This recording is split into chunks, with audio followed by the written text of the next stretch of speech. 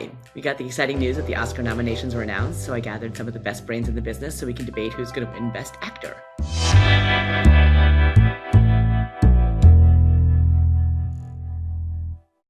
So here we have our nominees: Adrien Brody from The Brutalist, Timothée Chalamet from A Complete Unknown, Colman Domingo, Sing Sing, Ralph Fiennes from Conclave, and Sebastian Stan from The Apprentice.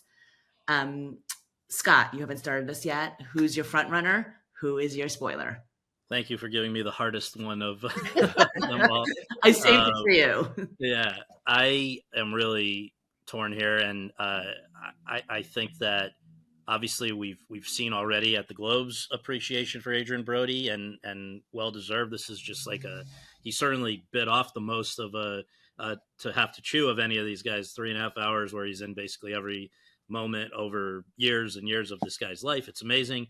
I do wonder, does this AI stuff linger a little bit? Does it tip it in a close thing for some people? But B, he has won before, whereas these other 4 guys are newbies. And I think that, the temptation, first of all, Ralph Fiennes as one of the most revered veterans in the business who hasn't won, I think people are going to be aware of that if they're not already, and that there's a bit of urgency. He's not a kid. How many more great opportunities is he going to have like this? Timothy, though, people love the movie. It's an amazing, interpretation of Bob Dylan. And I right now do think that he's likely to play with potentially Critics' Choice and SAG. Like, these are audiences that are largely American and will be, I think, more as predisposed to appreciate him and the performance as anybody. And then you got the wild card of Colman Domingo, who people, we all know, just love the guy. And I would have felt better about him if the movie had gotten a Best Picture nomination. So I don't think I don't put him in the same prospects as the first 3. But in short, which is what I know we would prefer, I think Chalamet, and I suppose Brody as number 2. Clayton, what do you think? I feel like it's a 2-horse race between Timmy and Adrien. That is correct.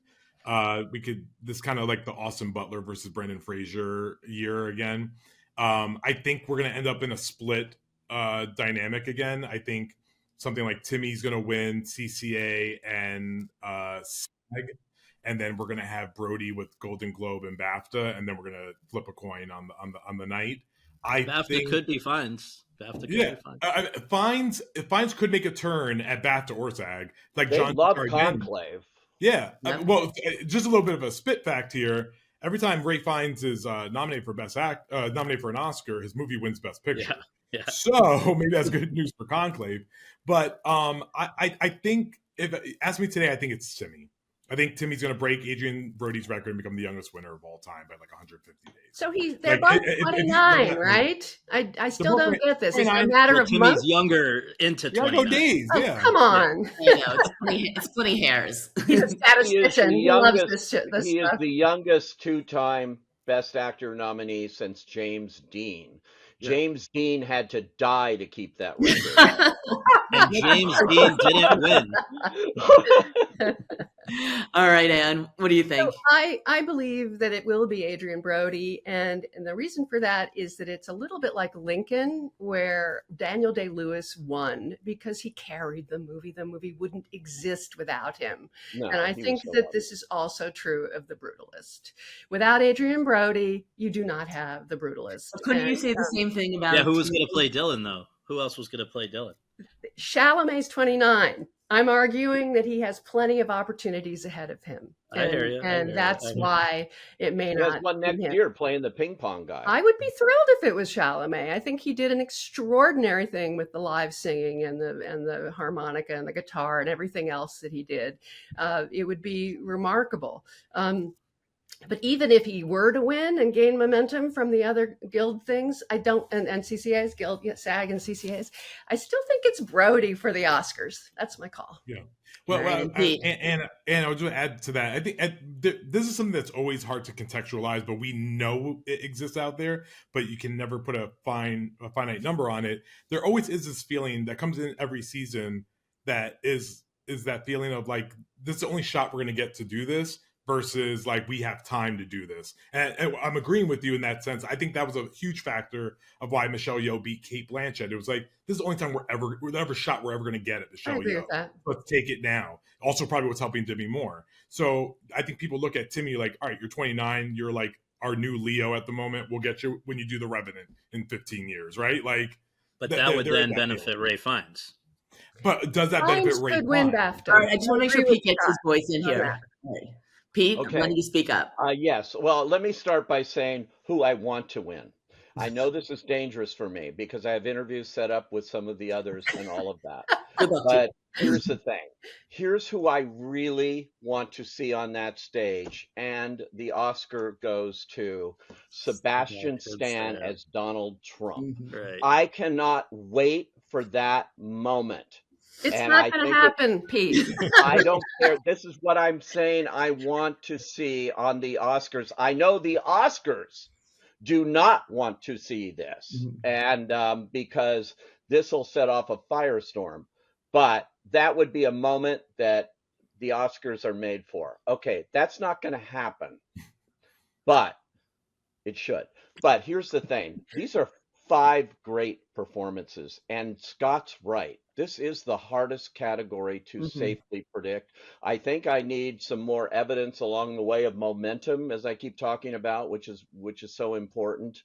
Timothée Chalamet, that kind of performance, like Sissy Spacek in Coal Miner's Daughter, where he does his own singing, is undeniable. I think that may be why we don't see Angelina Jolie nominated as Maria Callas. Even though every interview, and she was great, and she did train for 7 months, but they blended her voice, and it really is Maria Callas credited as singing there, but doing the own thing like Sissy Spacek did it.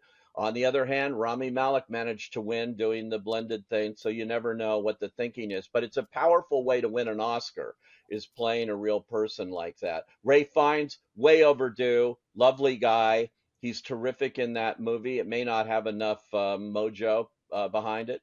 And that leaves Adrien Brody, who, yes, he's won before, but Anne's right. This is his movie.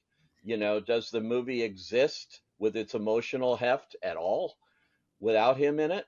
I tend to doubt it. So it's a crapshoot right now. I don't think we can safely say at this moment. You know what? It all might hinge on tomorrow night. Timothée Chalamet hosting Saturday Night Live and performing. You're not wrong. Those are not the Oscar voters who are watching that. And he's great. He's great when he does Saturday Night Live. So it's fun. He's a great guy, actually. I always say I discovered him in a movie called Miss Stevens that I was showing in my screening series. And he wrote me an email that night and said, "Oh, my name is Timothy." And he spelled it differently.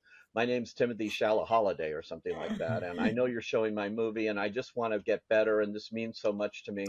And he still remembers that. You know, he's a genuine guy who remembers who he's about, which is why he's the real deal. And I wouldn't mind at all to see him win. But he may be too young, as Anne says. He's got a lot of opportunities, and it's a chance to give somebody that doesn't, although Adrien Brody's already won, so I don't know. I know we've referenced the AI issue.